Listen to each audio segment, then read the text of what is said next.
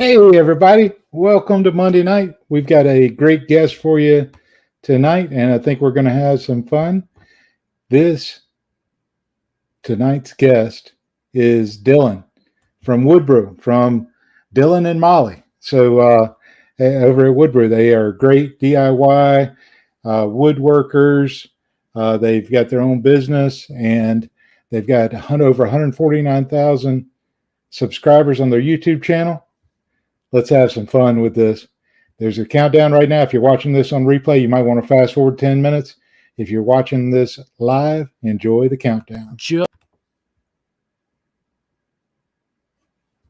Just buying that software isn't what makes the difference. You've got to learn to use that tool, just like you've got to learn to use your high-end Powermatic woodworking tools or Festool for Sedge out there. So I think you got to kind of leverage all of it. And I just realized this is a new camera. I didn't take off the protective plastic over it, so I don't know if that was blurry or not for you. Oops. Oh, hey, look at that. In your little intro, which was very well put together, as I was sitting backstage and you had all these little clips from your previous guests, there was lots of good information in there, but somebody mentioned, just finding that thing that you love and do the thing you love. Don't make things that you don't like making.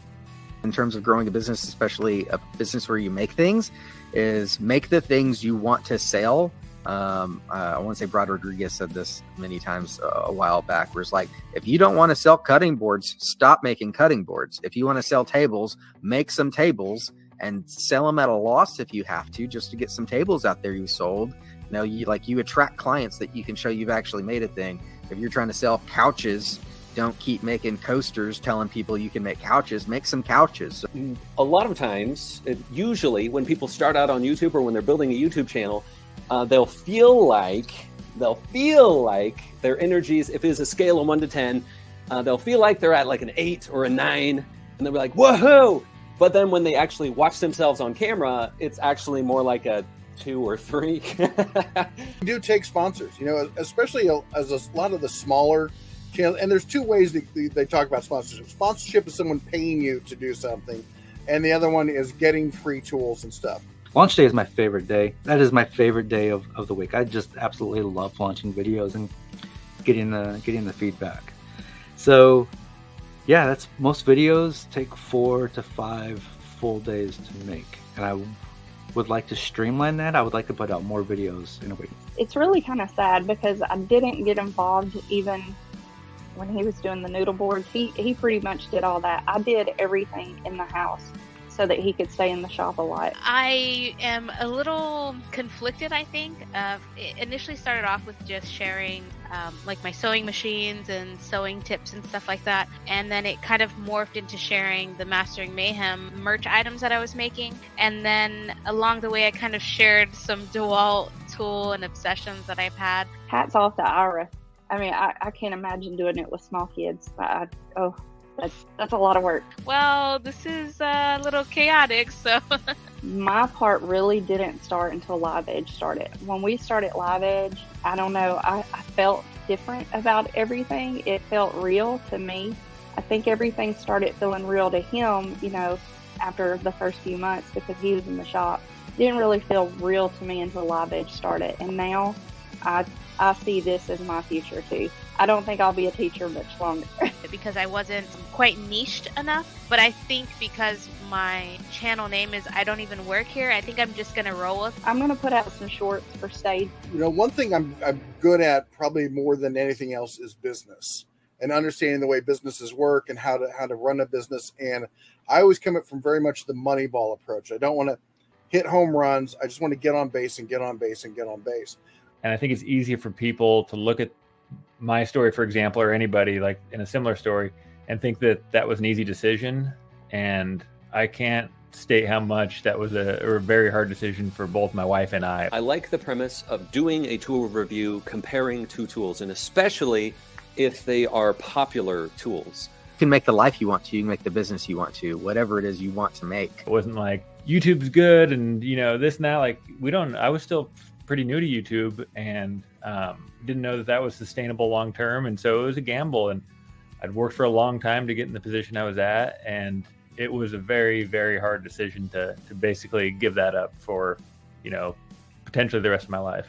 I never even considered the second channel. I just think all of my content needs to go where I am. It's a lot of risk and fear, but moving through those deliberately. There's a system to it, and you follow that system. So what have you learned and done to try to change? And so that's the thing I always use.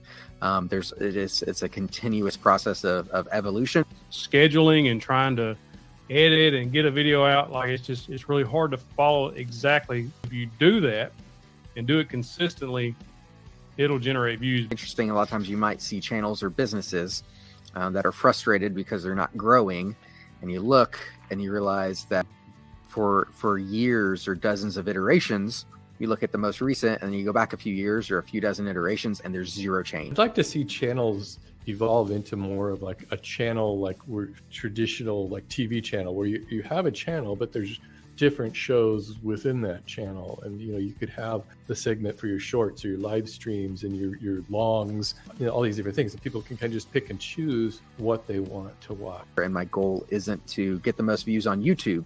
My goal is, to provide confidence, inspiration, and knowledge through entertaining and engaging content. So what's the next step? What is the next thing? What's going to get you to that next place? You got to get them to click. You got to get them to watch. I'm terrible at thumbnails. I hate doing them. I would stress so bad over doing them. I've actually hired somebody else to do them now. That's why they look different. I'm not doing them anymore. I took that out of my hands, and I'm stress-free on that part.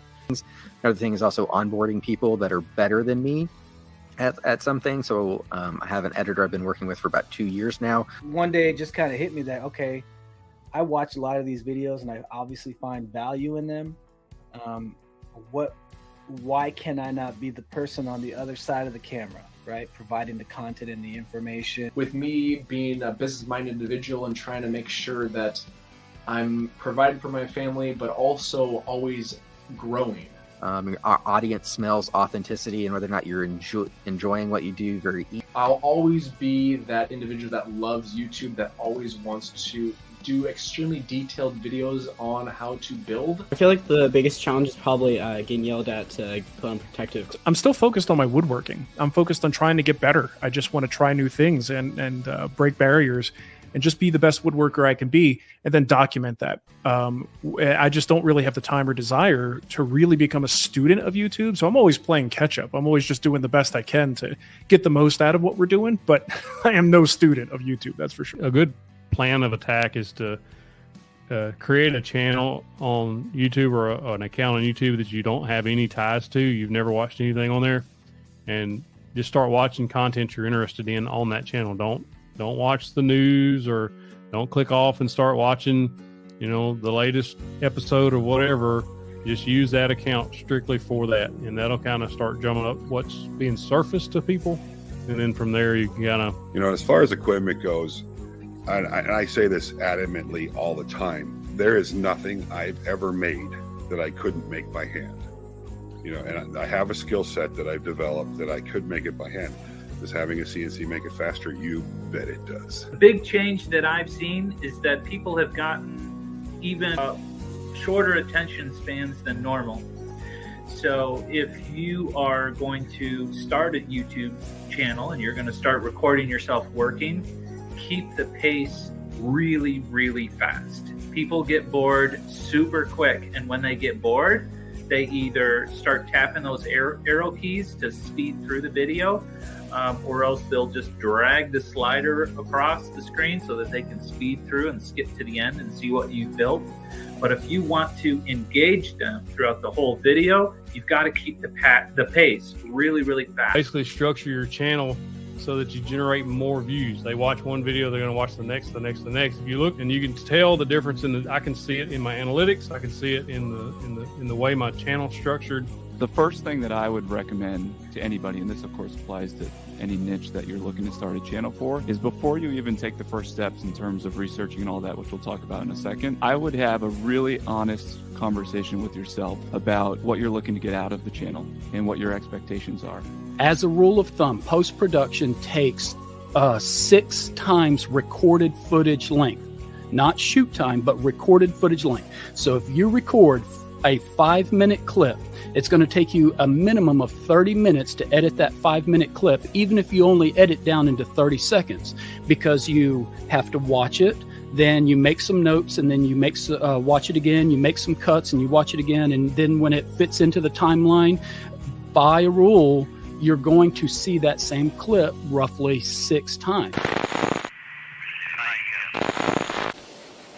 T-minus 10, 9, 8, 7, 6, 5, 3, 2, 1, 0, and liftoff. Hey, everybody. Welcome to Monday night. Thanks for coming to the live stream. I appreciate you being here. We are going to try to make Monday nights great. As always, I am glad you're here. We have a great guest for you. Before I get started with that, let me remind you, the chat is where it's at. Talk it up with each other. Talk it up with my guest and myself. If you do have a question for our guest, make sure that you put a Q at the beginning of your chat comment. That way I can identify it, set it to the side, and we'll try to get all the questions answered. And if you have a milestone to celebrate, put an M at the beginning of the chat. I don't care if you're celebrating the birth of a child, a milestone on YouTube, someone getting off of parole.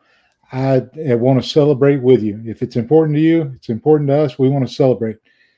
Let me bring on our guest. Our guest is Dylan from the Woodbrew channel. Dylan and Molly have a channel with over 149,000 subscribers.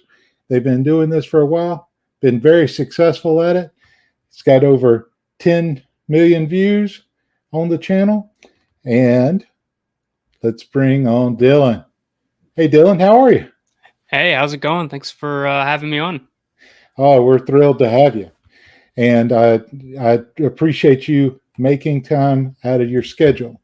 Now, we're going to talk about several things tonight, Dylan, but I want to start out with our topic of the night, and that is success. So everything I see on your channel, it seems that you have reached different levels of success since you started your channel. And I'm not talking about just YouTube success. Things seem, from the outside, they seem to be going really good for you. Do you feel successful? Yeah, that's a tough question because, if I was to look at where Molly and I are now as, say, a teenage kid, I would be in our dream spot. So if I look at it from that standpoint, then yes, we are extremely successful. But with success, it comes slowly over time. It didn't happen necessarily overnight for us. So your success is like, there's always a little bit more to be had as soon as you get to a certain plateau and spots. So like, yeah, I think we're successful, but I also see like our shortcomings and like places that we can improve and definitely get a lot more out of what we're doing. I think we've barely, seen the tip of the iceberg of what the content machine can create. But yeah, I definitely feel like we've gotten ourselves in a pretty good spot at a pretty early age. Yeah. So you've been doing YouTube for 6 or so years, right? Yep. Technically, I've been doing it for even longer than that because I probably started within a year or so of YouTube coming out as like a small kid. Like I have somewhere deep on YouTube. I don't know if I have them privated or I don't think I ever deleted them, but you might could find them. I have some really cringy, very young Dylan videos, and they are building videos, believe it or not. So what have you, whenever you started on this path and you had this vision in mind of, hey, I'm going to get to this level of success, and rarely does success come overnight with no effort. What was your plan? What was your model for success? How did you go from point A to point B? And I know we'll talk about the future, but how did you get to where you are right now? What's been your secret so far? It's not really a secret. I think luck plays into it, but I think honestly a lot of it's just pure like brute force. I mean, just not accepting failure, or really not accepting to not succeed, because failure is a good thing, but it and succeeding is just like such a large giant word. But what I really mean is like Molly and I typically, we are goal setters, but we typically look at way more big picture things, and I feel like oftentimes when we get against a wall, or like see the next horizon that we want to get to, a lot of times we just come up with a way to like force it out of ourselves. So like a really good example of that is when we started, we were seeing like a little bit of success, but not a lot. And we produced, in order to force ourselves into success, that first little milestone, we produced 30 videos in 30 days on our main channel. And every one of those videos was an entire start to finish build video, which I know sounds insane. And also, we were making $0 at that point on YouTube, and we were trying to pay rent on a pretty big building. So it was a very costly endeavor. We were using like whatever scraps and random things we could find because we couldn't afford to pay for materials, but we forced that to happen. And then we also at the same time made 30 more videos on our second channel, which is RIP, it no longer exists, but we made 60 videos is what I'm getting to. We made 60 videos in 30 days. And that's how we forced it to happen. And that was on the heels of our very first sponsorship with Rockler. And honestly, that was the closest thing we've had to overnight success. We had a video, one of those videos following that go really well. And I can't recall what it was, but we may have shot to like 10,000 subscribers. And for us, it felt like overnight success. Yeah. So that is that's awesome. It's got to be an awesome feeling to get that kind of boost. So you got started, and one of your videos you talk about how whenever you were first starting, there were naysayers. They were those who said, get a real job, right? Oh yeah. Yeah. I mean, that's every step of life. I've had that. So I'm gonna back up a little bit about my childhood, but I was a skateboarder and a maker when that wasn't really a term. And those two things were very weird. So basically my entire life was people telling me to do something different. Luckily it wasn't my immediate family. My parents, my family have all been extremely supportive. More supportive than I would suspect most parents being, considering when we started doing what we're doing now, it was not a job. It was not recognized at all as a job like it is today. So yeah, we faced that at every step. Yeah. And it's great to have that support behind you from family and friends. But no matter what people say, no matter what kind of support some people may give, or how the naysayers will try to bring you down, in the end, don't you have to look internally and decide for yourself what you're going to do and how you're going to persevere through the hard times so you can make it to the good times? Yeah. See, I think I was very fortunate to very early on in my life have this very mature realization that life is so much more than following one simple, mundane path, that you can get a lot more out of life by just simply focusing on the things that make you happy instead of focusing on things that you think should make you happy, because they're two very different things. And I've always just tried to follow that. So I've always just tried to just do things that I want to do. And oftentimes that can, that can bring in some adversity, because obviously that's not always easy. And that's usually not easy because not everyone's doing it. And I think when you look at life though in that way, everything becomes a little bit easier. So even though you have, money problems because you're pursuing your passion, well, at least you're pursuing your passion. You probably would have had money problems regardless. I mean, let's face it, everyone, ends up in that position at some point in life. So you might as well be trying to get in your own personal idea of what, happiness looks like. You should at least be going in that direction. because we're all still going to have the same issues. Yeah. So what's the cadence that you try to keep on releasing videos? That's been all over the place. It's one of our not very good strong suits, I guess you'd say, but one of the points that we could work on a lot. So for us over the years, like I said, I mean, we were very young, so up until this year or this past year when we bought our house, we basically were making adult money but with no expenses, and so we took advantage of that. And I'm saying that because I don't regret it. We took advantage of that. We did a lot of traveling. We did a lot of the things that honestly, Molly and I never thought we'd have an opportunity to be able to do. And during that time, posting was just all over the place. And I actually think that it definitely hurt our channel. A lot of people went past us that were below us when we started. And I know that that's a big reason why. But again, going back to what I said earlier, Molly and I, we really are very happy we chose to go that route. And now we are switching around to some more stricter posting. And we've actually just recently switched to try a new type of concept of posting. So instead of doing one single build video once a week or once a month or whatever it may be, we're actually trying to do these series that are either daily or every few days and try that out. So kind of trying to build things. Our last one, the first one we did was building an entertainment center in 7 days.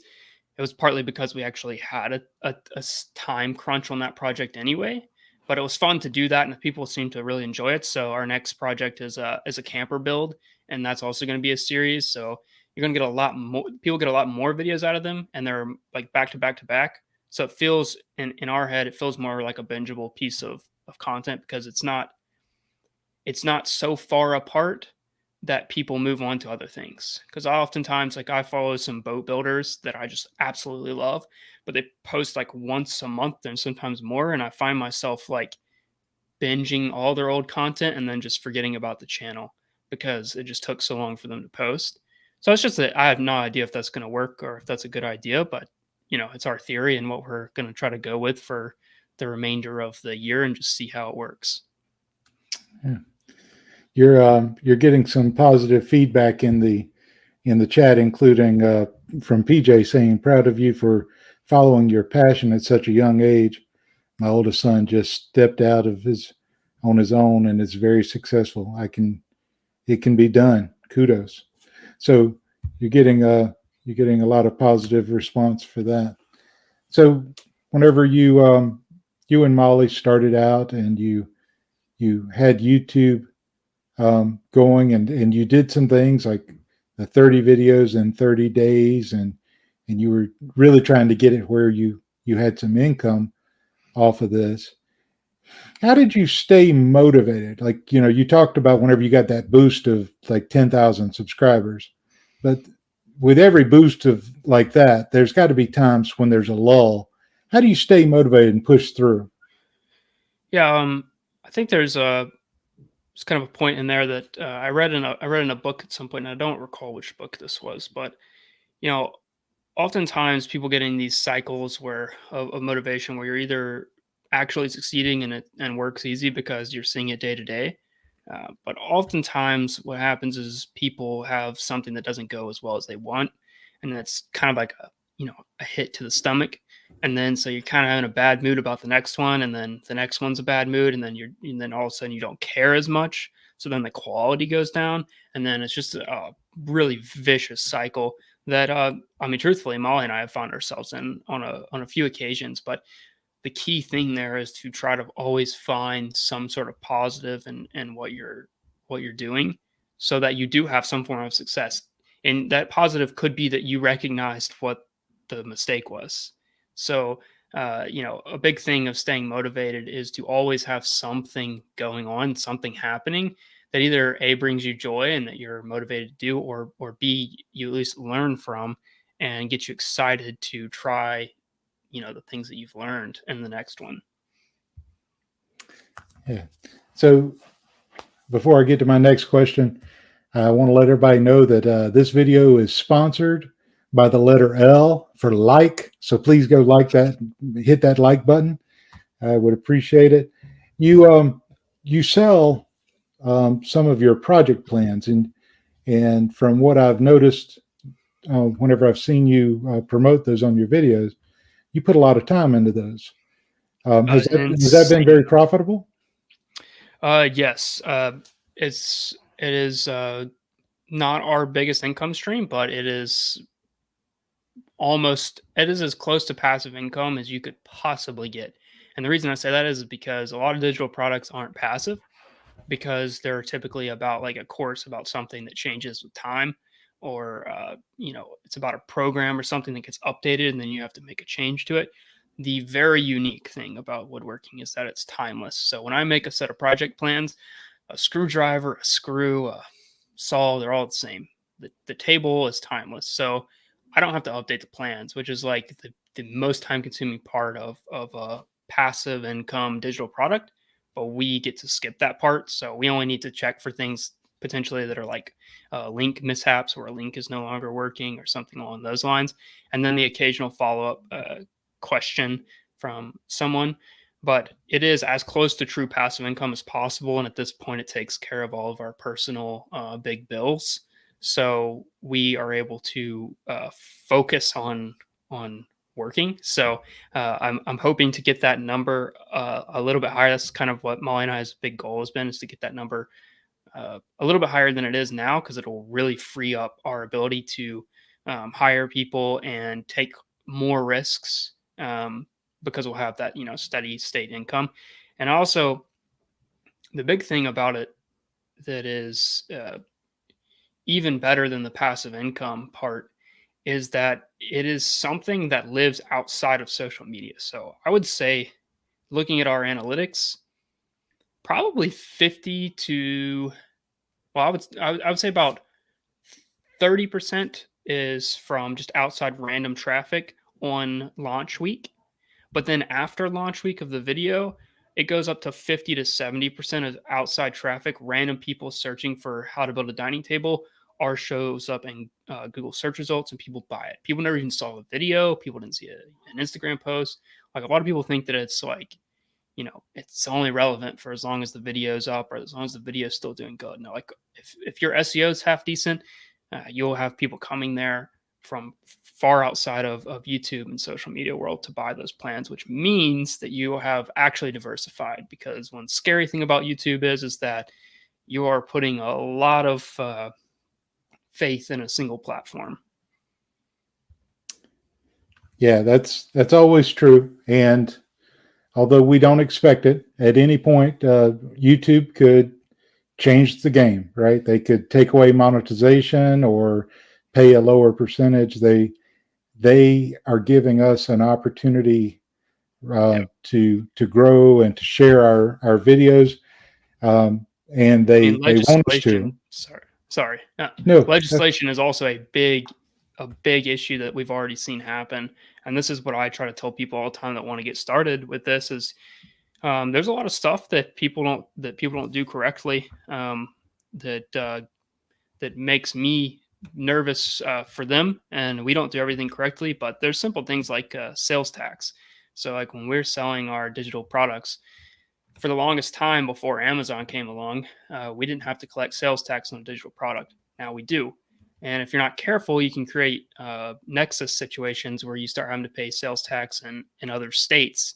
And in our state, Alabama, paying sales tax is an absolute nightmare. It is horribly inefficient and very outdated process. It's not meant at all for people to be selling in a lot of counties at a small volume. It's not meant for that. And so it takes a lot of time and effort to maintain something like that. And that's my biggest worry with our industry, is that more and more, as these sponsor deals increase in their value, and especially now with college football allowing stuff like that, that's going to get really strict. And it's not a matter of if, it's a matter of when. And I'm just hoping that strictness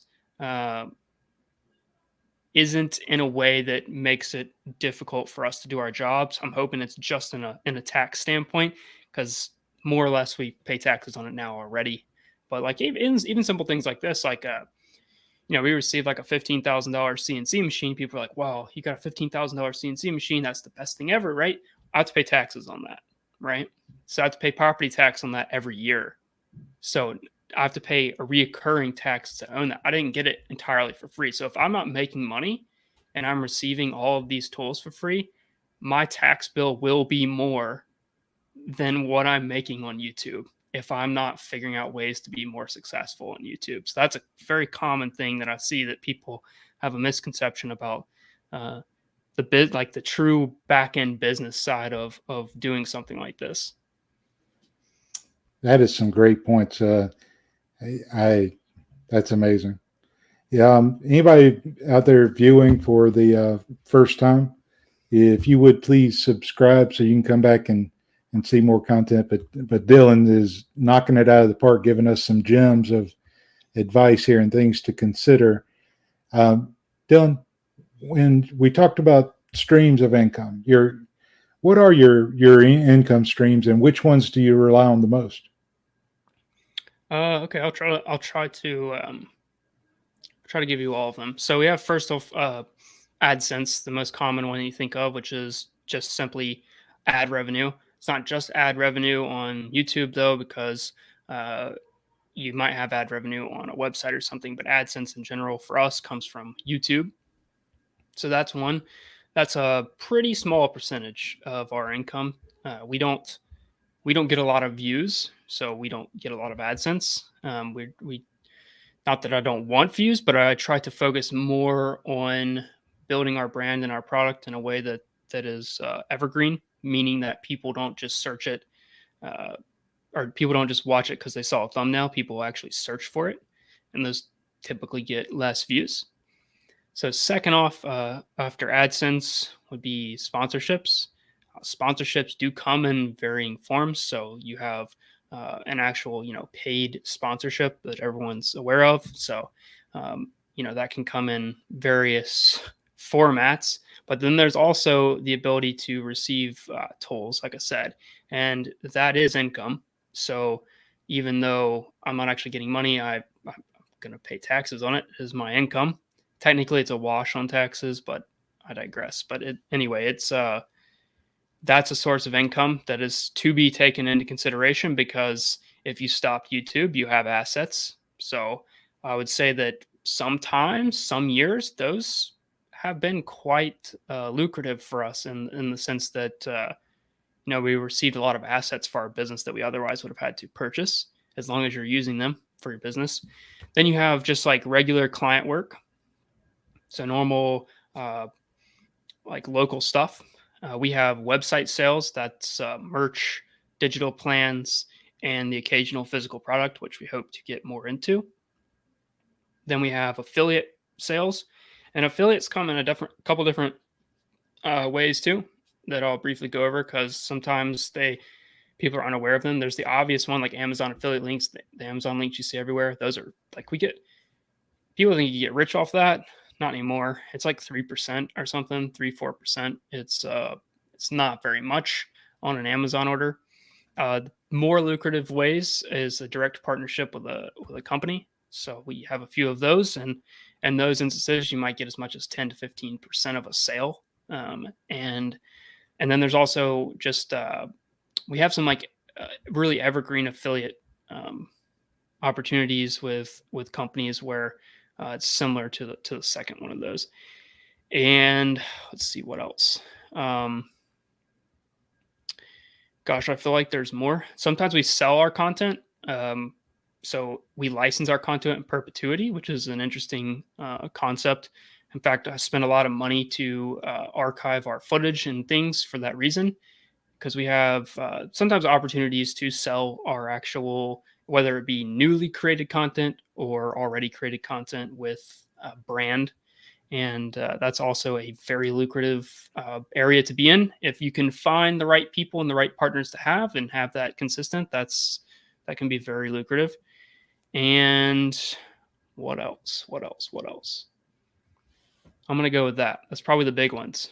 I don't think I'm missing any significant ones. If I am. No, that's great. Sounds like you've got a good foundation on your income streams and a good understanding and the consequences of each one, whether that be tax implications or assets that you have to monitor from there. So that is fantastic. What whenever people ask you what your career is, what do you tell them now? It depends on who the person is. I've more say I'm a YouTuber, which is a new one. I haven't said that, in past years very much, but I am starting to say that because even older generations understand that now. But I typically say woodworking if I don't want a follow-up question. Oh, yes. Because that comes quite a lot. Even the term, maker throws some people off. If you say I'm a maker or you woodworker, most people just shrug it off, and if they're not interested, that'd be the end of the questions, right? Yep. So you've been a maker of sorts your whole life, it sounds like, and when you've been doing video in one way or another. At what age did you start editing your own videos? It depends. So probably like I don't know, as early as 10 or 11, my friends and I were making videos. Horrible videos. Probably around 15, I started making like a build video type of thing, like a legitimate YouTube type of video. And so I've been doing it for the majority of my life. Like I said, I've always wanted to be a YouTuber in some way or another. I don't even know if I ever really identified it as being like a YouTuber. I just enjoyed the idea of being able to do and make things that I wanted to do every day. That just seemed very appealing to me. Yeah, that's great. Now, what would you tell somebody who wanted to start a YouTube channel now? Here at Woodworking YouTubers, we're for woodworkers, makers, those into crafts, but the common element is typically that many of our viewers are either on YouTube or considering starting a YouTube channel. What kind of advice would you give somebody looking to start with YouTube? I wouldn't discourage anyone from trying it, but I think in order to be successful with YouTube, you have to really love some aspect of it. Just having the freedom, flexibility of having your own business and potentially the money that comes with it on YouTube isn't really worth it, I think, for most people, because being on YouTube is there are some consequences that come with that. So one is privacy. Doesn't seem like a big deal until one day it is a big deal. I know that I like just simple things like this seems so simple, but when I sell something on Facebook Marketplace, I don't really like for people to come to my house to get it, because in my mind, I'm a person who puts the majority of my things online. I have a house that's relatively secluded. I have a shop full of nice things, and people, unfortunately can't be always trusted. So there are small things like that that are not really considered by a lot of people. If privacy is something that you that you really care about, I wouldn't be a YouTuber, that's for sure. But there's also things like, if you're not passionate about video making, then you better be passionate about sharing, and vice versa. If those two things aren't there, I don't think you'll make it in YouTube, because if you just love making things, it really sucks having to make a video making stuff. Like, I can't tell you how nice it is to just walk out into the shop and just do a random project and not turn on the camera. Like, it is the best thing ever. So, and that's someone who enjoys doing videos. So if you don't enjoy doing videos, you have to love teaching people or sharing in some way or another to make that part of it be worth it. How do you split up what you do with Molly? I mean, since it's the two of you, how do you split things up? So Molly and I have I'll go back to kind of how we met and everything. So we met in high school.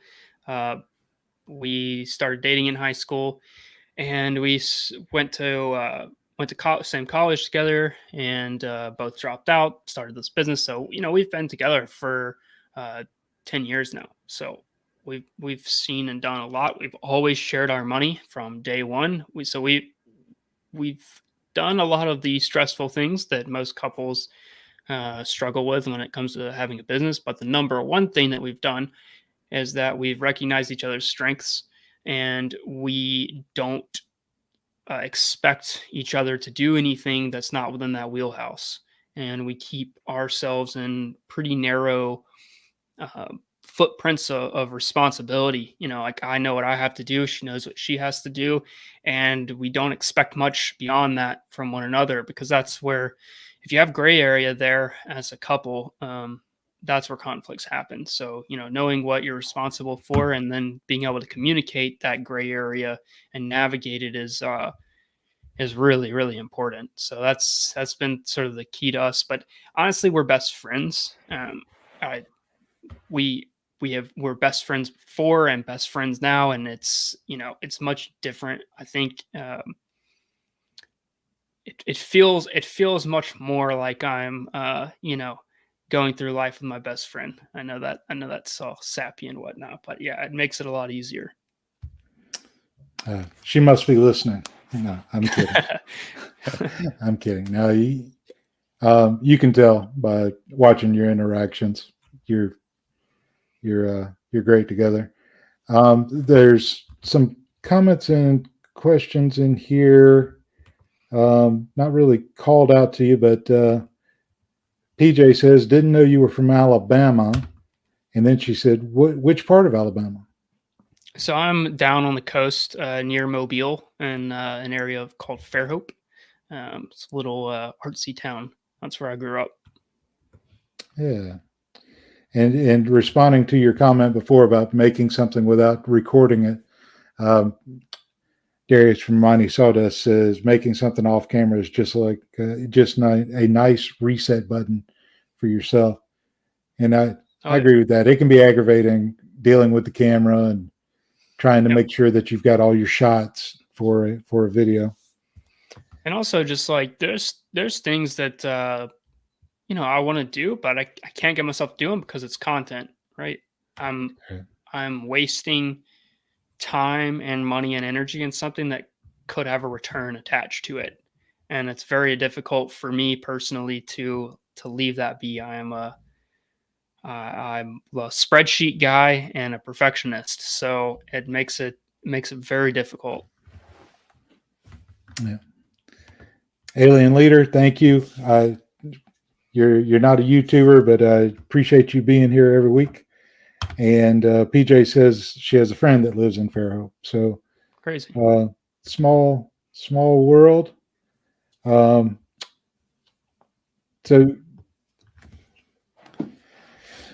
whenever you're doing things, you've got the video aspect itself. You put your plans together, you decide what shots you want to take, you do the editing, and you come up with your thumbnails. Have you outsourced any of that, or have you considered outsourcing any of that? We've attempted to, but we're unique in that we're a 2-person team already. And I think a lot of people who do this, they're looking for someone to outsource their videos to. But Molly takes care of the entire content side of things. So I get to focus on building, which is what I love to do. And she gets to focus on taking photos and video and doing the things that she's passionate about as well. So it works out in a way that, to answer your question, we aren't currently. We have tried, but we tend to do pretty well covering our bases just because of how different we are. So we if I'll put it this way, if Molly enjoyed working in the shop as much as I did, it would be more complicated because we would both be trying to fight for that time and less of the opposite stuff. So we tend to work really well. I think we basically have 2 full-time employees instead of 1 full-time and one part-time, which is what a lot of people end up with. There are a lot of areas that we constantly talk about getting someone, adding someone to like our team for that. And we've tried it, but it just hasn't worked out well for us yet. We do contract things. So we'll contract some copyright work and some random various other like actual like contracting work, not in the digital space. So sometimes, yes. Yeah. Where do you go from here? What's your next big goal, or what's in the plan for the next 2 to 5 years? Molly and I are working on something. I'm going to say fairly big. We're working on something big in the background. Big. It's something that we think's big, that we think has a lot of potential in the future. I haven't really announced it anywhere, but I don't think I shouldn't. So we're creating a Woodbrew Academy. So we're creating a place for people to go that they can actually find useful information to get started in woodworking. That is, the goal for it is to be a place for young people to go to find information in a relatable way to them, to be able to learn trades and how to build things themselves. Because like on our channel, for instance, and this is the way most channels are, our channel has moved with our progression. So, started with pallet furniture and now we're making a full-blown camper. And I want to create a space that is simplified for people who just want to get started, so they're not overwhelmed all the time. I want a space where people can go and get answers to really basic questions that they may feel dumb asking. So yeah, that's kind of the goal for Woodbrew Academy. Yeah, absolutely. That's awesome. I do want to take a moment and let our viewers know that next week we're going to have Gerald Vance from the Appalachian Heritage Wood Shop. He has a PBS channel as well as his YouTube channel, or I should say PBS show, and he's formerly educated woodworker. He's a wealth of knowledge, and he is listening tonight, but he let me know that he is unable to enter into the chat comments. So Gerald, we look forward to next week, and let's get back to Dylan. So Dylan, whenever you're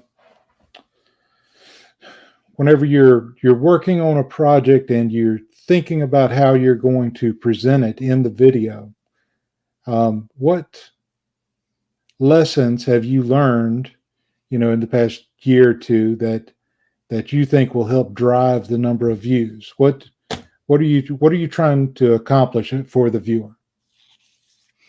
I think it really depends on. I think this is a very personalized statement, so take this with a grain of salt. Because and I'll give you an example of a contrast after I give our example. So we're a young couple, right? And that's unique. That is the unique thing about us. So we don't do a good enough job of that, and but we need to show that more. And I don't mean that in like a lovey-dovey way. I mean that in like a show us together working more, because that's what we do.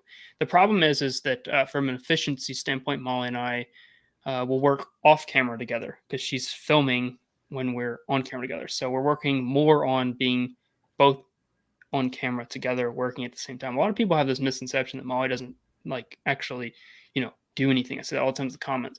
That is the furthest thing from the truth. Not just on the content side, but also in the shop standpoint. If you watched our last series, you will see she can lift as much as a 200-pound man. She is quite the weapon, as she would say. So yeah, I'm going off topic here, but one of the things for us to focus on is creating relatable content, and that is relatable. I think a lot of people, and again, this is very personalized, but I think a lot of people watch our content and enjoy the idea of being able to work with their significant other. And although that may or may not work out for all of our viewers, the idea of it is really nice. And finding that thing that your viewer connects with is really important, because you could have all of the like engaging moments in the entire video possible that you will see in every single YouTube tutorial on planet Earth. But if the audience doesn't actually build a personal connection with you, then, you know, what's the point? Because you're not going to get rich off of purely AdSense. And that's kind of putting your eggs in the wrong basket, I think, you know. And I think it's more important to build a community and people who are personally invested in your story and your lifestyle. Because I think like Molly and I kind of have to pinch ourselves quite often. And this, I don't know, this may sound sort of conceited, but Molly and I have to pinch ourselves quite often. We're like, hey, like, you know, we're living a lot of people's dream lifestyles. And I think like we need to do a better job of showing people parts of our lifestyle that they'll find interesting, because to us they're mundane or they're whatever. But like a lot of people want to see what it looks like for us to, for instance, go pick up materials, or like, you know, go do things together that are involved with our day-to-day job. Because a lot of people want to work from home, regardless whether it's making or YouTube or whatever. They want to work from home with their significant other and build a business and do these things. So I think it's super important to build a story within yourselves, not just the content, which is the most preached thing. You know, build a storyline that has a good arc, that has a catch at the front, you know. And you know, you got to make sure that you remind people at the end to go see other content. It's got to be bingeable. It's got to have, you know, this spot don't have any lulls. There's all those things, but ultimately I think one of the most important things is, you know, having that personal connection. And so the contrast for us, that sort of proves this point, is if you look at all these channels that are people just like out in the woods building stuff, there's no music, there's no talking, there's no anything. I find myself just entranced with these videos, along with, you know, obviously hundreds of millions of other people. And I think that the reason why people aren't entranced with that is because it's the idea of it. It's not necessarily the content, it's the idea of what the person is doing that is what's so intoxicating to us. Because, you know, we just spent all day doing some horrendous task on a computer, and this guy's literally out in the woods, like, you know, carving a log cabin. Like, you know, that's what sells that. It doesn't have to do with the educational aspect, it doesn't have to do with the editing quality, it doesn't have to do with the story arc, it doesn't have to do with any of that. That is true just connection with the idea of what that person is about and what they're doing. So you don't need to have something fancy. You don't need to have you don't need to be young and a couple, because I see that all the time. Your success is related to the fact that you're young and you have a beautiful wife and all these things. No, that we're taking advantage of, because that's our thing that sets us apart, that makes us unique. But everyone has that. You'll see so many people doing these random things on the internet that people are just intoxicated with, that you know, just don't make sense from the surface level. Why am I watching this? It's one of those videos that you're just like 3 hours into it, you're like, wow, I just binged like 3 hours of this dude like making a popsicle fort. I have no idea why I did that, but it's the idea of what it represents that's so you know, it's so addicting. Yeah, that's excellent. I don't know. I hadn't really given that much thought. So I imagine it's people in the comments who are telling you things, negative things. Well, not necessarily negative, but they're like, your success is because you're young, or your success is because of your beautiful wife, that kind of thing. Yeah, but we have a blacklist of words. That's the thing on YouTube. I've seen, unfortunately, I've seen some of the other women creators blacklist, and it's bad. I think we copy and paste from each other sometimes, because, man, it's every video at this point. There's just some inappropriate comment, and yeah, it's unfortunate that that's the way it is. But yeah, I mean, a lot of it is. I mean, a lot of people are that way, but I mean, what can you do? People are the way they are. You know, and you were talking earlier about some of the consequences of being on YouTube, the privacy thing. Negative comments, if you're not thick-skinned and can handle, you know, the whenever people say something negative about you, then you might want to stay away from this platform as well, because no matter who you are, you're going to get some comments which are really ugly.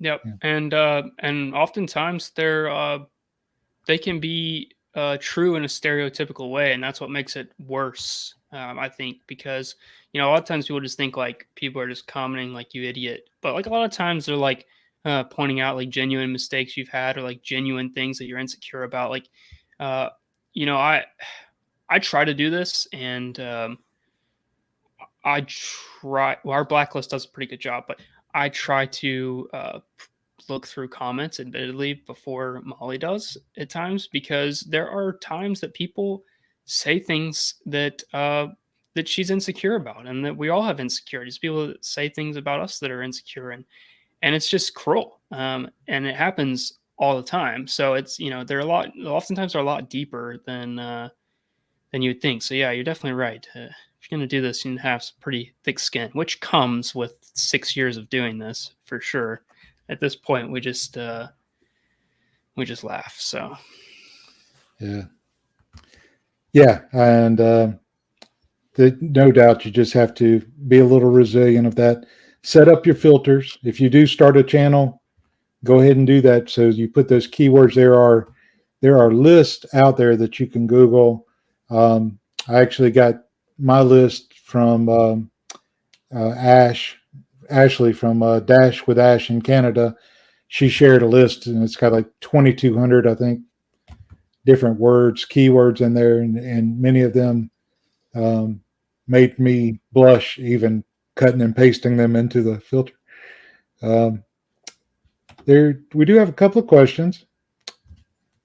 Okay, 4321 says, thanks, Chris, for the question. Where is Molly tonight? So, we were talking earlier about what our strong suits are and staying in our lanes. Molly is not a public speaker. In fact, we're both very introverted, which is funny. I think a lot of people meet us in person and they're like, yeah, that's not what I expected. But we are both very much introverts, and she prefers not to do live streams or really any public speaking. And that's fine. I enjoy talking, so I tend to take on these engagements more than she does. Yeah, well, thank her for sacrificing her time with you tonight while you joined us, and let her know she's welcome on here anytime she wants to do that.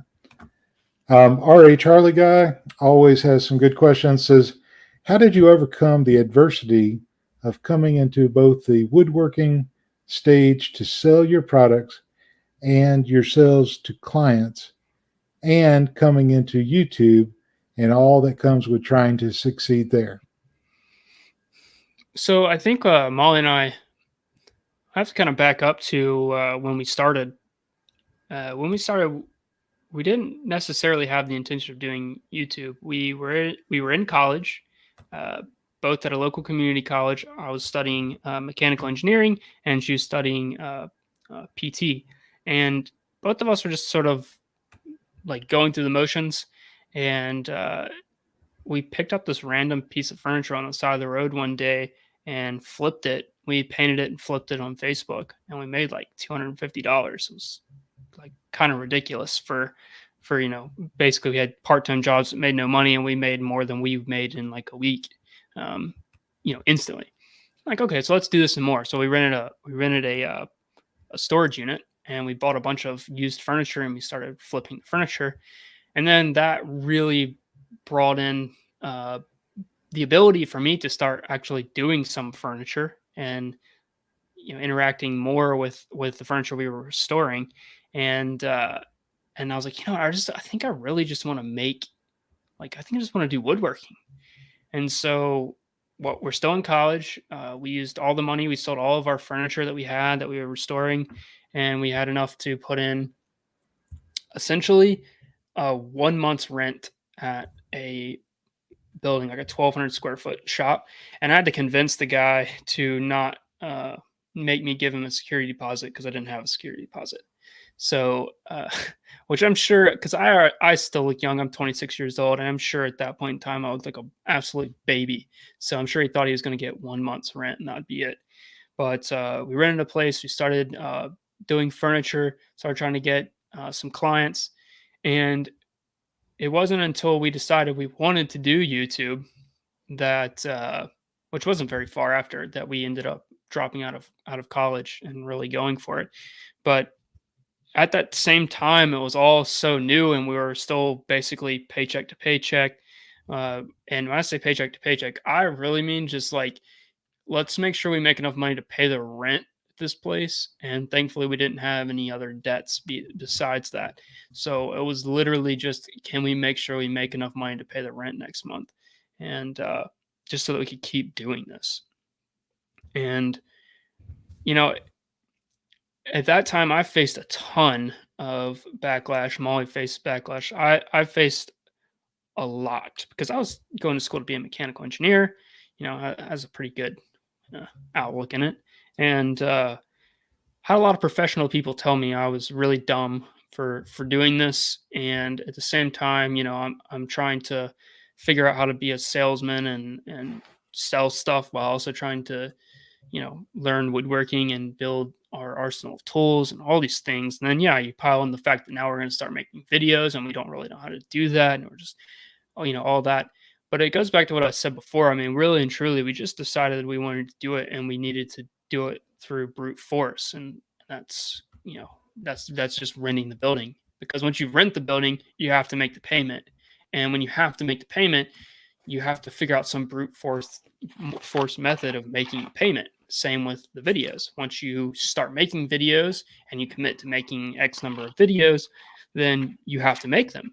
And once you make them, then, you know, you can start realizing your dreams are coming true. So a lot of it for us, you know, overcoming that adversity was really us just knowing, like, in our hearts, this is like a path that we really want to pursue. We really want to take, and that, like, we're just going to try to enjoy the process as much as possible and realize that we're, you know, for sure going to make all kinds of mistakes. And also realizing that we had this golden opportunity to do something with really low risk. You know, I say that all the time because I don't take that for granted. I realize that a lot of people who get started are starting after college, when they have college debt, when they have a family, when they have car payments, when they have all these things. We didn't have that. You know, it was that, from that standpoint, it was much easier for us to do that. But it still it still wasn't easy. So I commend anyone to do it, you know, with the rest of that stuff going on. I just can't even imagine. That sounds like that was a real blessing at the time, you know, that you had virtually no debt and limited bills, and you could take the chance. And I'm glad it paid off for you. There Yeah, I mean, I'm huge. Now I'll tell you the biggest thing that starting this business has taught us is how to be financially responsible. Because when you start a business, you have to learn things and fast forward, because it seems like every single month, every single week, there's something coming in the mail. There's someone that you need to respond to. There's something happening that is something that you have to learn, and potentially something that comes with a bill. And that's freaky. You know, mine, I didn't know we had to pay quarterly taxes, right? You know, like, I didn't know that. I didn't even know what, I mean, I didn't really know what taxes were. I just sort of like winged it the first year. I just, you know, kept all the receipts like everyone told me to do. And at the end of the year, like, I you know, wrote my mileage down, those types of things.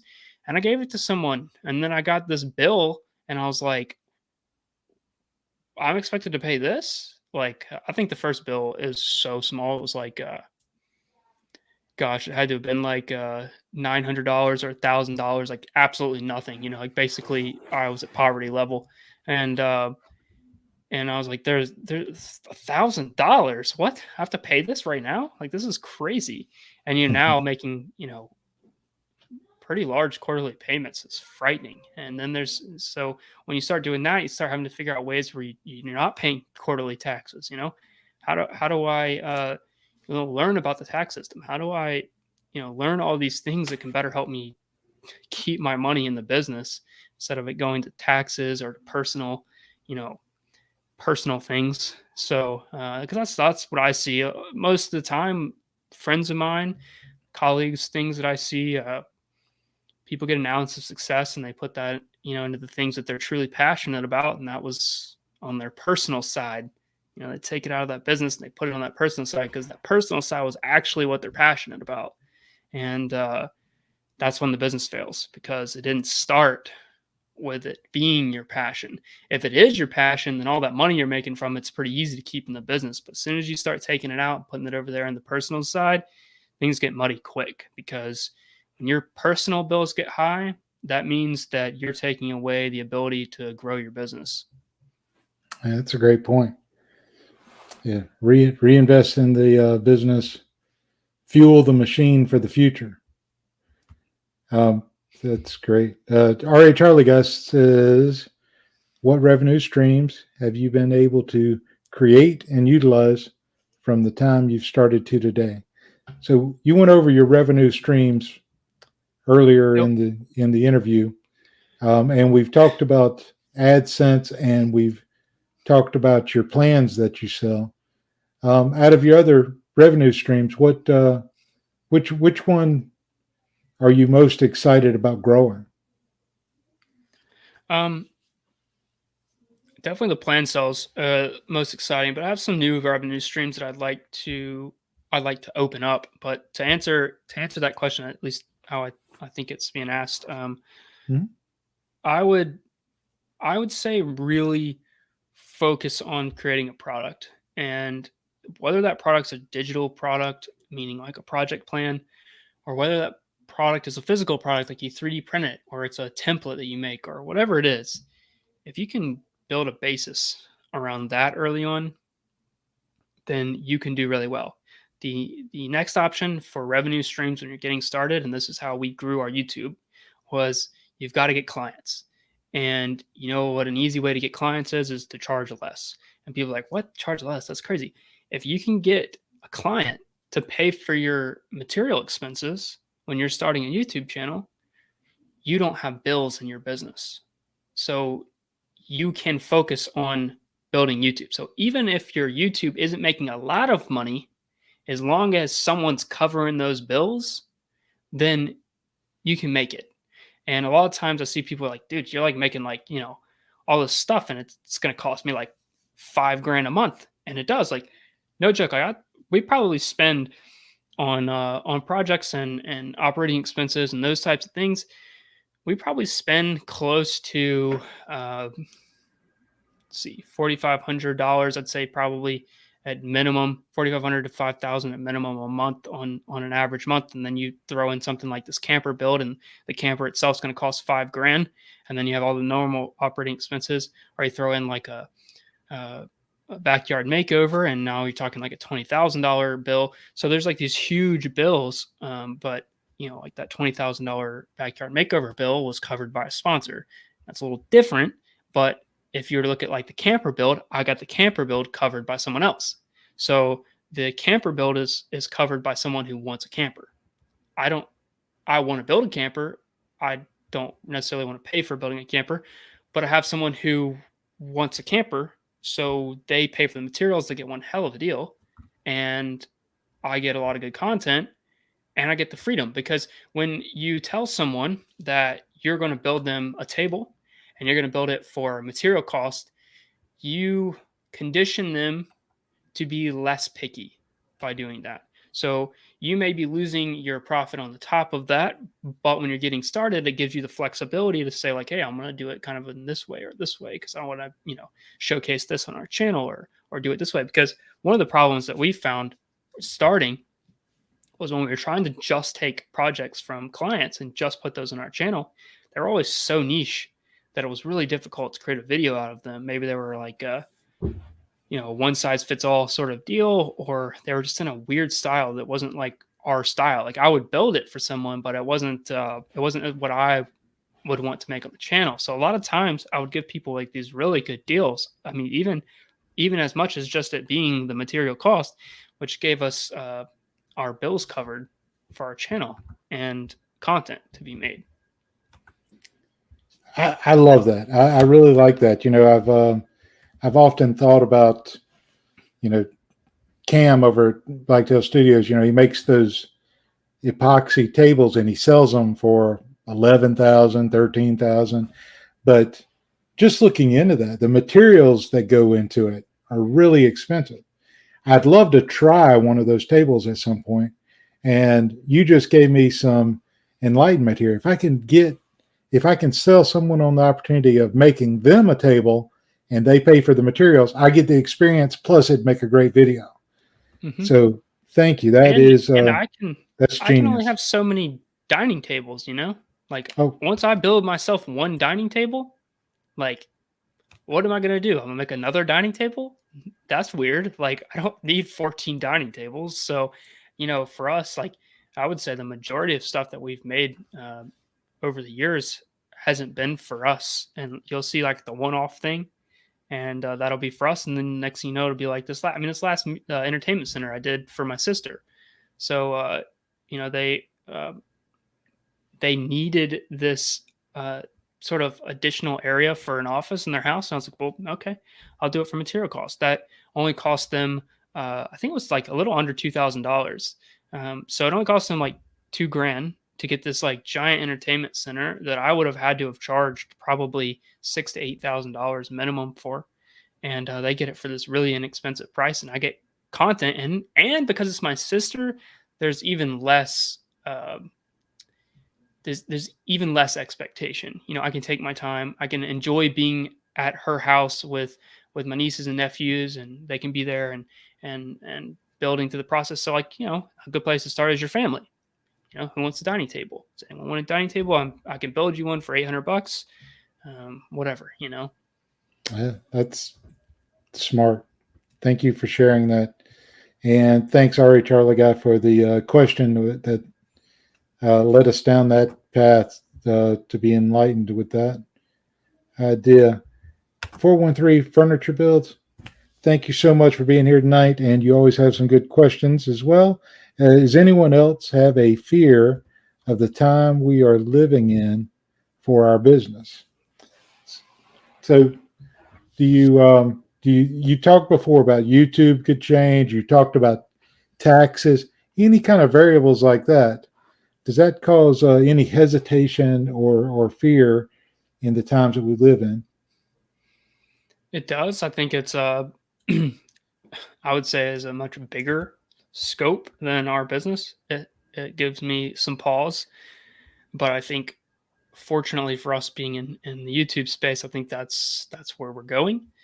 Whether it's YouTube or not, you're starting. I mean, here, if you look and see, these big corporations are typically about 2-3 years behind everyone else.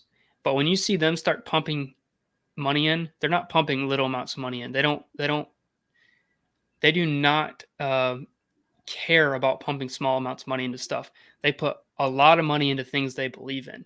So when you start seeing huge companies creating YouTube channels, when you start seeing agents for mainstream celebrities getting a YouTube channel for their clients, telling them they need to be a part of that and that space, they're behind.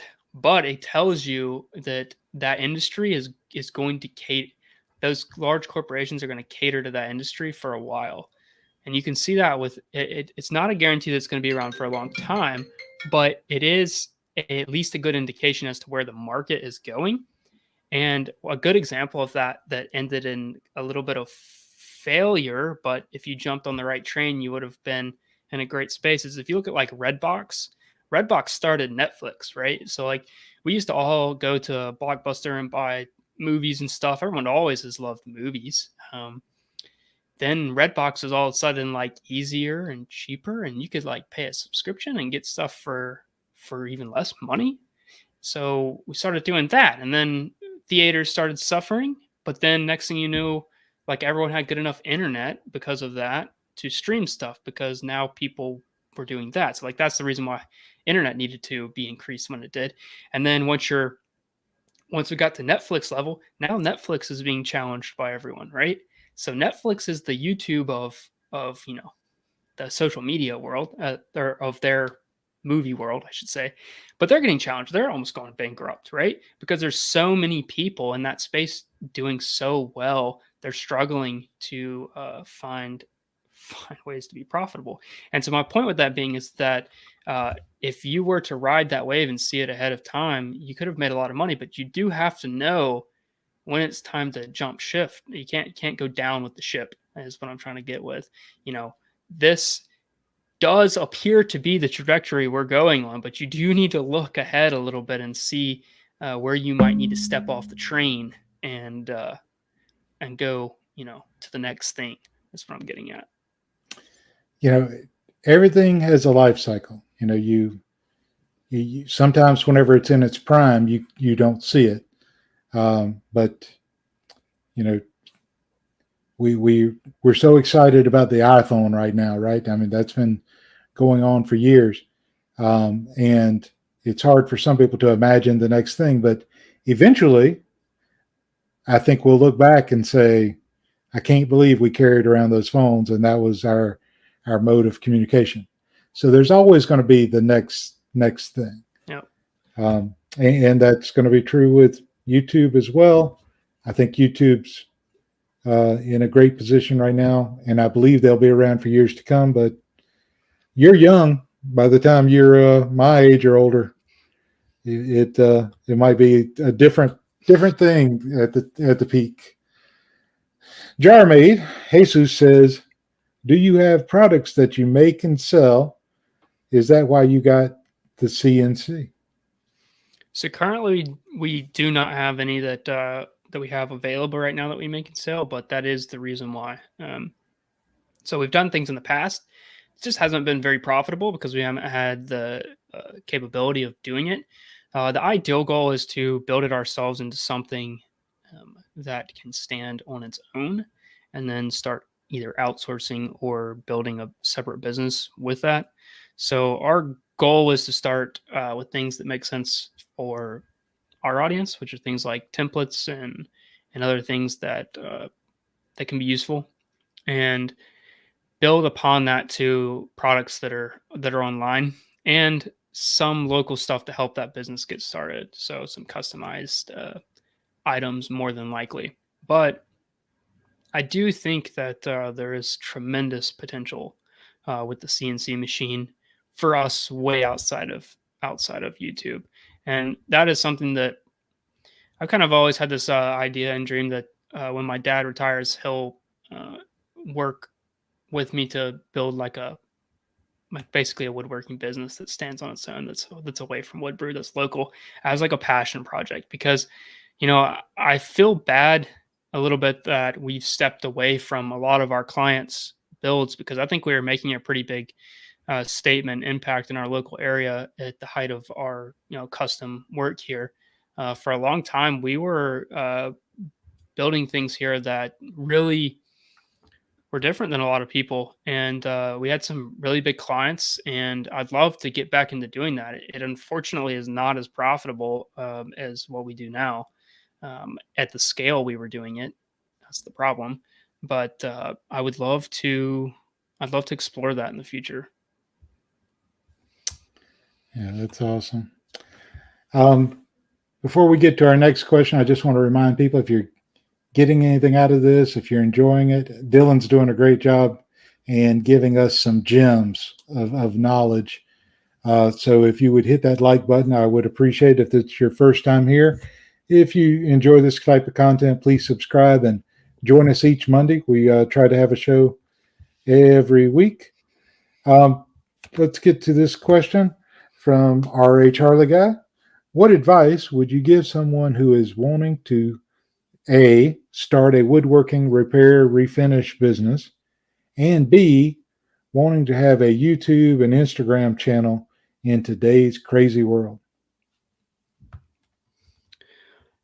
I'd probably just say to, I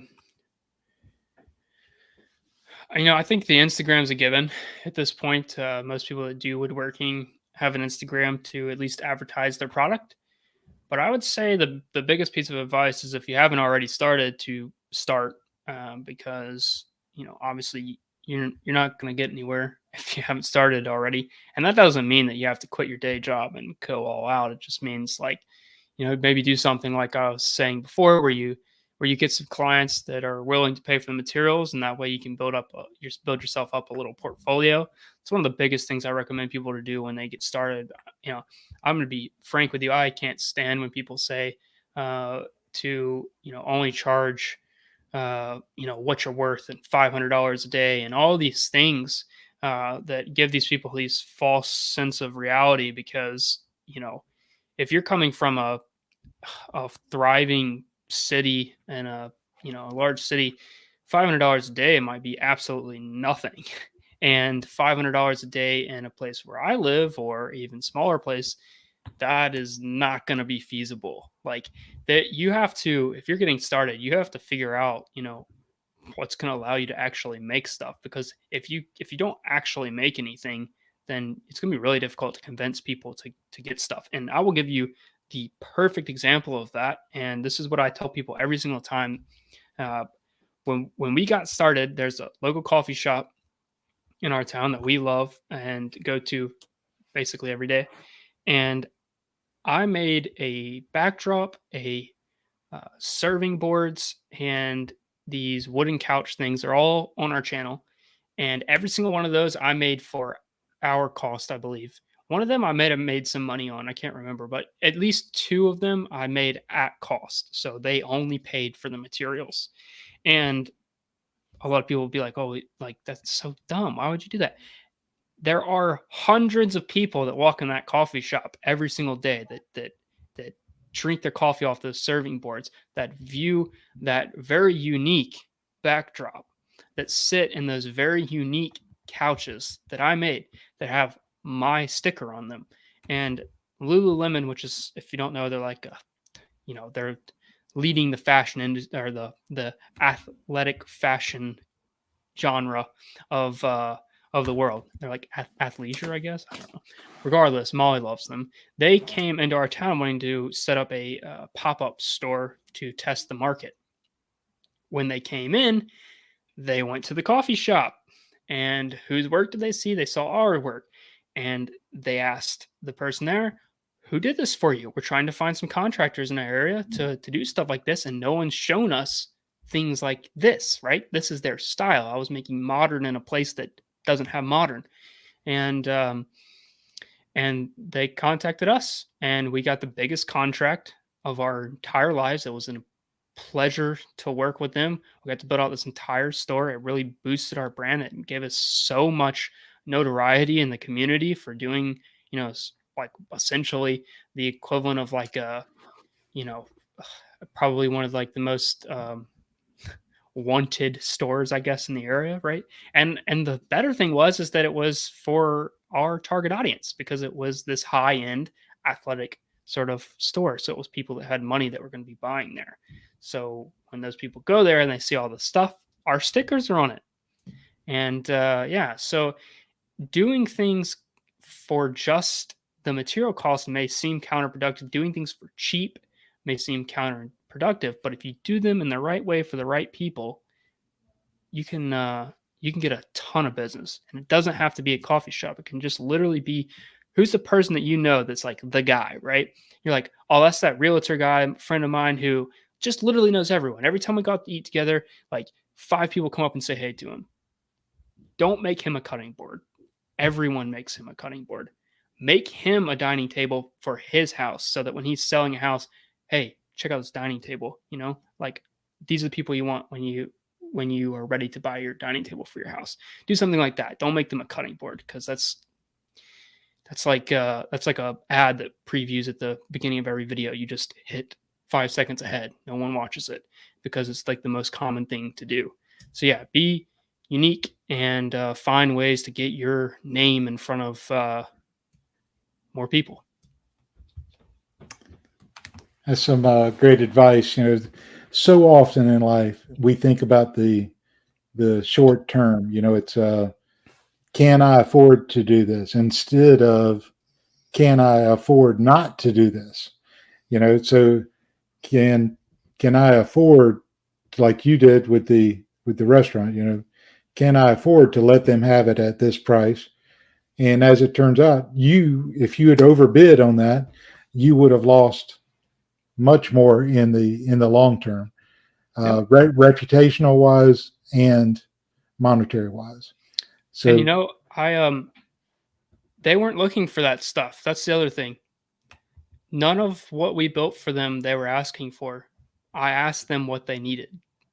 So I became friends with the owner, and I just simply asked him one day, "Hey, you know, getting started in woodworking, I'm doing these things. Like, I'm really just looking for a way to build some stuff. Like, do you need anything here?" It started with the couches, I believe. Then it went to the menu boards, and then it went to the backdrop, and they're all relatively close behind each other. But he didn't think that he could afford to get those things, so he wasn't asking anyone for them. Right? He's just a small business that can't afford to have those types of nice things in his business without someone, you know, offering it to them at cost. I mean, it would have been a fortune probably for all of those custom things to be done there, and it just wouldn't have made any sense for him. Yeah, that is awesome. So I really appreciate you coming on the show with Woodbrew being a successful channel. You and Molly have really earned your success. I appreciate you coming on and talking. Where can people find you? And other than Woodbrew YouTube channel, where can they follow you and be able to contact you? Probably the best place is Instagram if you want to see stuff more frequently. So it's Woodbrew at Woodbrew _. We don't have at Woodbrew, which is kind of crazy. We have at Woodbrew at everything else. But yeah, if you just search, we're very fortunate. We picked a name that no one else has really, other than the Instagram thing. If you search Woodbrew on Google, we're the only people that show up. So yeah, I would check out our Instagram. If you'd like to shoot us a message, feel free to. And yeah, thank you very much for having me on. I love these types of conversations. Yeah. One last question. How did you come up with the name Woodbrew? Okay. So started as Against the Grain, the most typical, you know, stereotypical woodworking brand name. Needed something. I needed something to write on our business license thing. Literally didn't know I needed a name until I went to get the business license. They're like, no, you actually really need a name. So started as Against the Grain. Then HGTV, a little later in the year, I guess, they started a show called Against the Grain, and Molly and I were like, oh, well, that's not going to work because they're going to buy up every single ounce of real estate online for Against the Grain if it's not already gone. So for like the next 2 weeks, we just like randomly we're just saying names. And honestly, like we just wait on like random name generators, and we're like trying to find different things that were just unique, and that we found like probably 20 names or so that we just liked, but they're all for some reason had been used in some way or another. And I just happened to like see wood and brew on the screen at the same time in different areas. Like it wasn't like suggested to me, but they were on the screen at the same time. I was like, Woodbrew. Okay. And it was actually like, we weren't sure about it. Like it was like a 50-50 response from people that I asked whether they liked it or not. Everyone, you know, was like, oh, it just sounds like you brew beer. You're like a coffee place or whatever. But I was like, you know, that's cool, because I wouldn't mind like getting into either of those two things later, you know, anyway. So let's go for it. I think it has a curiosity factor, and I think it's great. Just a reminder to folks, Gerald from the Appalachian Heritage Woodshop, he's a PBS show host, and he'll be our guest next week. I hope to see everyone then. But for right now, I hear my wife calling. I got to go. You know there ain't another girl like her in the city. No, you know she looks so good, but she ain't so pretty.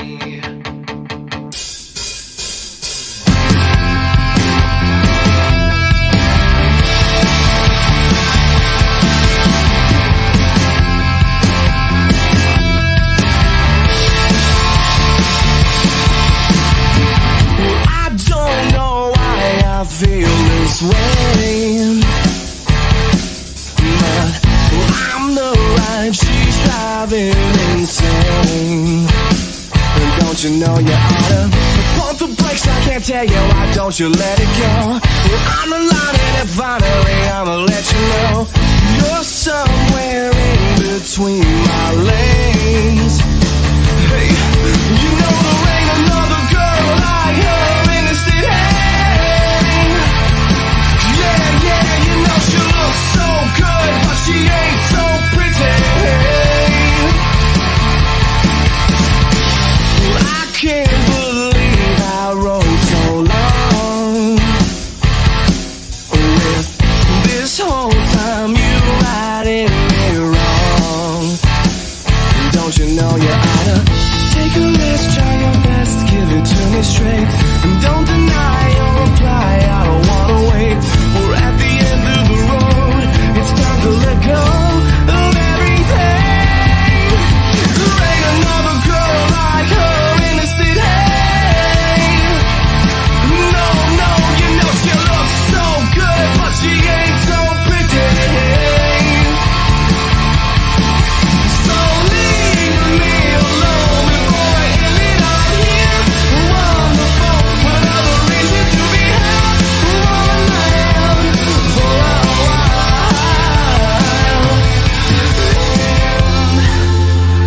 This is where I live.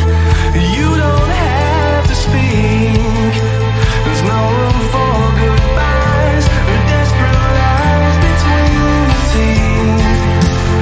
That's just how it goes. Everybody knows there's no room for your games and no remains. There ain't another girl like her in the city. Yeah, no, you know she looks so good, but she ain't so pretty. So leave me alone before I end it up here. Wonderful, with another reason to be held around for a while. There ain't another girl, ain't another girl, ain't another girl. There ain't another girl, ain't another girl, ain't another girl.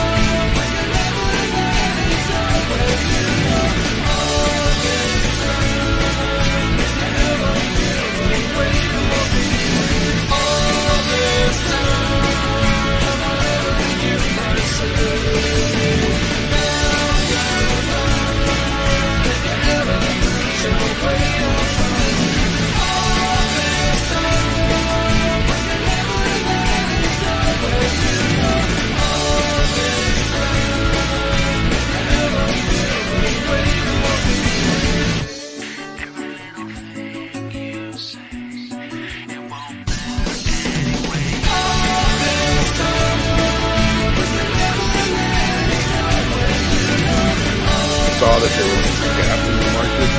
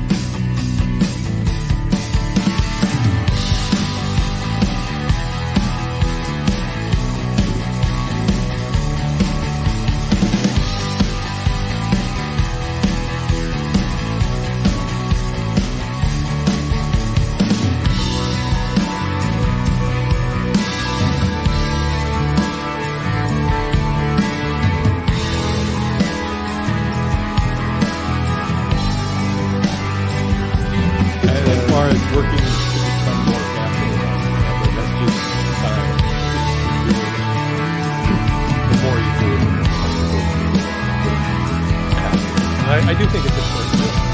As much as I'm not really a fan of saying having the avatar behind the camera, I do think it helps to imagine that you're actually talking to somebody who will be watching the video. Sometimes it's easy to forget that you see numbers of people watching, but you forget that these are actual people watching your video on their phone or on their TV or wherever. And I think it's important to keep that in mind.